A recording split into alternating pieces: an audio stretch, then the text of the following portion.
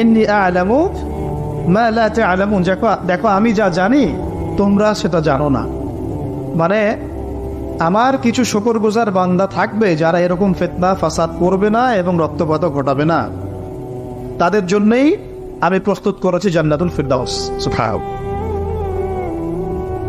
তো এখন ফেরেশতাদের মতামত আপনারা শুনলেন, আল্লাহ পাকের কথাও শুনলেন। এখন আল্লাহ রাব্বুল আলামিন তার খলিফা হিসেবে সৃষ্টি করলেন তার নিজ হাতে আদম আলাইহিস সালামকে। সুবহানাল্লাহ। প্রথম মানবকে, তিনি নবীও হলেন, তিনি প্রথম মানব এবং তিনি খলিফা। এখন আদম আলাইহিস সালামকে তার স্ত্রী সহ জান্নাতে থাকতে দেওয়া হলো, এই ঘটনা আপনারা জানেন।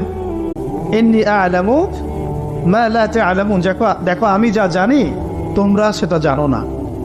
মানে আমার কিছু শুকরগুজার বান্দা থাকবে যারা এরকম ফিতনা ফাসাদ করবে না এবং রক্তপাত ঘটাবে না, তাদের জন্যই আমি প্রস্তুত করেছি জান্নাতুল ফিরদাউস। সুবহানাল্লাহ। তো এখন ফেরেশতাদের মতামত আপনারা শুনলেন, আল্লাহ পাকের কথাও শুনলেন। এখন আল্লাহ রাব্বুল আলামিন তার খলিফা হিসেবে সৃষ্টি করলেন তার নিজ হাতে আদম আলাইহিস সালামকে। সুবহানাল্লাহ।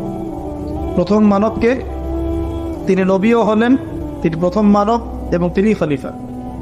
এখন আদম আলাইহিস সালামকে তার স্ত্রী সহ জান্নাতে থাকতে দেওয়া হলো, এই ঘটনা আপনারা জানেন।